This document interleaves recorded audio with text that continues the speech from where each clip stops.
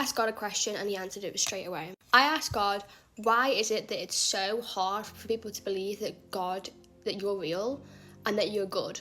But it's so easy to think of the devil being real. People want to believe in demonic stuff, like new age, like rituals, witches. All of this is becoming so normalized, but to believe in a God is so impossible to believe. And do you know what God told me? Listen up.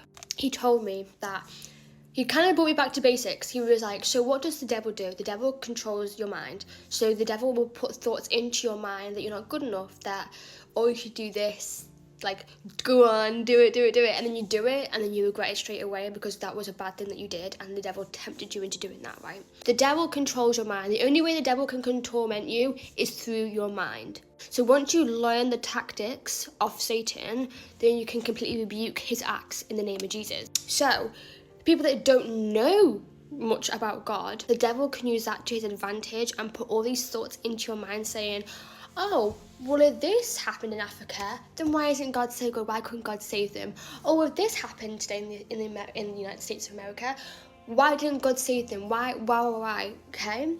Right, so the devil put these thoughts into your mind, so then you automatically portray God in a negative way. So you don't want to believe in God because all this bad stuff is happening in the world. The devil tells you it's all God's fault. Well, actually, God gave the world free will. When God created Adam and Eve and the whole world, he let everyone make their own choices. And it's up to them if they find their way back to Jesus because the bad stuff that they've done was too much for them to handle. And the only way to save yourself is to find Jesus. The devil is still on earth today. The devil is still roaming on earth today to brainwash people. So mental health, this is off topic, but it does relate. Mental health, depression, anxiety, they're all to do with your mind. Built up as a physical thing, so then you end up starving yourself or you end up not being able to sleep anymore. It becomes physical, from mental to physical, right? That's all Satan. That is all Satan. So the devil uses your mind to you kind of destroy yourself with your own mind because you allow Satan into your mind.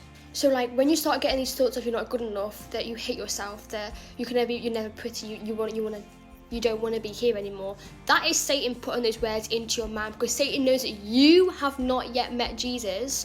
So if you die now, you're never going to meet him. That got really deep, I'm so sorry. But you get what I mean. And God is a good God. Because Satan knows that God is a good God, Satan brainwashes your mind into thinking that God isn't a good God and that you're not going to be saved. Because the more people that get saved and find Jesus, the less people he can torment. You are basically just being a puppet of Satan. It's so sad because the amount of people that have just given up on life and have ended themselves because they are just in this tormented cycle of anxiety and mental health, that is Satan, because Satan does not want you to experience the love of God. Once you have a sip or a tiny inch, one tiniest bit of an experience of an encounter with God, you've experienced so much already. And that one small encounter with God can change your life completely. And Satan tries everything that he can to stop you from having that encounter with God. I hope and pray that this video reaches the right For You pages, because if you are struggling right now, Jesus can save you.